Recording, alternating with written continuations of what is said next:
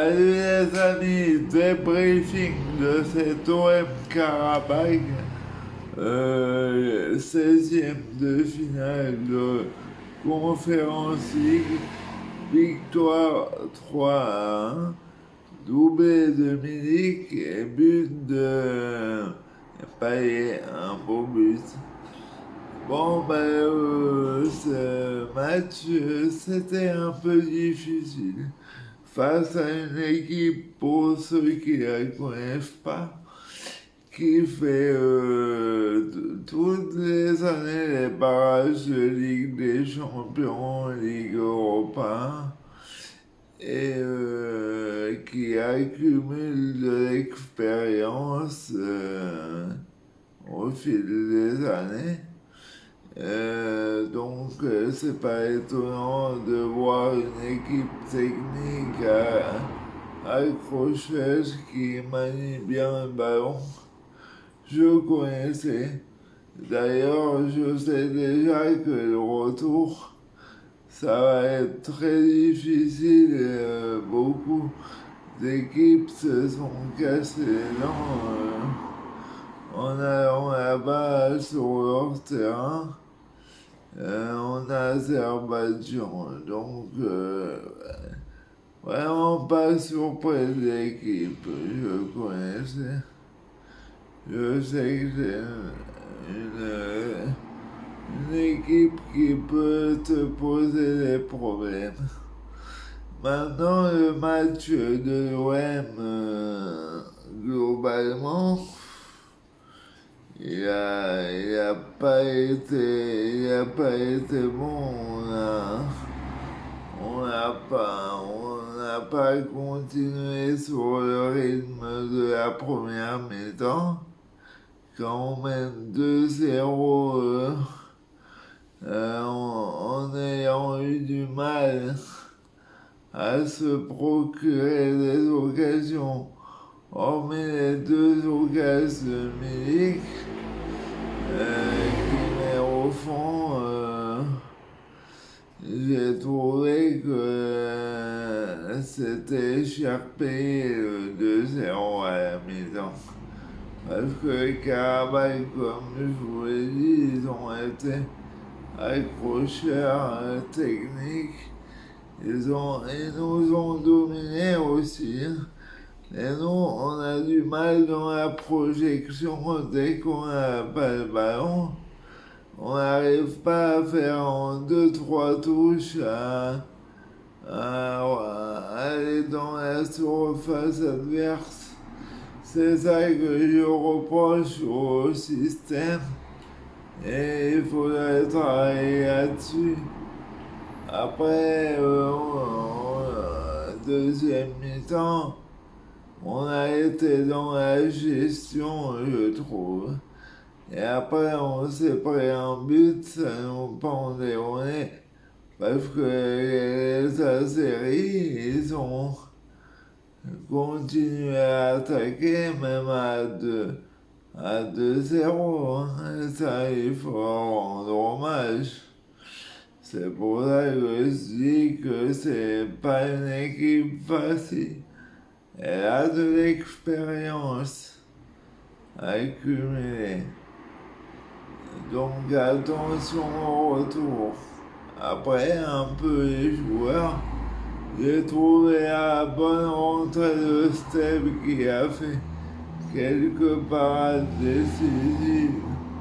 Heureusement qu'il était là parce que on perdait le match. Je déplore encore pas de clean sheet cette fois-ci. La cage envoie jurer, mais bon, c'est décevant un peu. Et après, j'ai aimé la rentrée aussi d'Alvaro, qui a été bonne. Je l'ai trouvé sûr de lui. Pendant là, il y a vraiment un problème.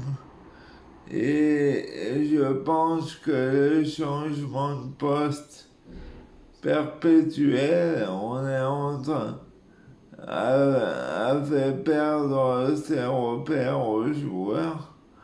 On est en train de perdre, il retrouve plus son niveau de l'année dernière. Après, j'ai pas compris pourquoi il a pas fait jouer Kolasinac en, en plus. Il m'avait bien plu contre Angers, mais bon, je comprends pas. Après, il a ses hommes sans parole. Maintenant, j'en viens au Camérique. Le gars, il marque 2 buts. Je pense qu'il voulait marquer le troisième. Il n'a pas joué le match précédent. Il est rentré, il a marqué. Même si tu as l'enchaînement des matchs, fais-le jouer un peu plus. C'est pas possible. Le gars, il a envie, maintenant on sent qu'il est lancé. Et tu le fais pas jouer tout le match. Bon, après, je veux comprendre la gestion du groupe et tout ça, mais il faut faire attention à certaines attitudes, parce que le vestiaire, ok, ils lui disent rien pour l'instant, mais un vestiaire qui dit rien, ça peut encore plus exploser la gueule que quand tu vas dire les choses en face au coach, comme l'a fait Alvaro dans la presse. Ça, c'est mauvais. Heureusement que Longoria a fait un rappel à l'ordre. Alors, j'espère que le geste d'humeur que Milik a eu à sa sortie du terrain, ça va pas avoir de grosses conséquences. Il faudra suivre tout ça, mais des fois je me pose la question sur la gestion des hommes de Sampaoli. Quand il te dit oui, tout le monde est égaux dans le vestiaire, ok, il faut pas faire comme au PSG avec du favoritisme, machin. Mais bon, à un moment, il faut donner un peu de statut à quelques joueurs. Ce qu'ils ont fait à Steve, c'était pas cool. Ça, tout le monde le sait, mais bon. De lui dire à midi, ouais, le jour du match, ouais, tu joues pas, et voilà, mais bon, je dis attention, sans parler. Là, on est deuxième, mais il faut faire gaffe. Et vu ta réaction en conférence de presse, ça m'a pas trop plu. Sur Milik, on a la chance d'avoir un très grand attaquant. Il faut lui faire, comme on dit, de la calinothérapie. Lui montrer qu'on t'aime. Moi, je t'aime, Milik. Et je sais que t'es un très grand attaquant. Ton but au dernier match, eh ben, il est contre Metz. C'était du Jean-Pierre Papin, donc il a l'instinct, c'est un buteur. Donc il faut protéger Milik. Il faut le chérir. On a la chance d'avoir un attaquant au niveau Ligue des Champions.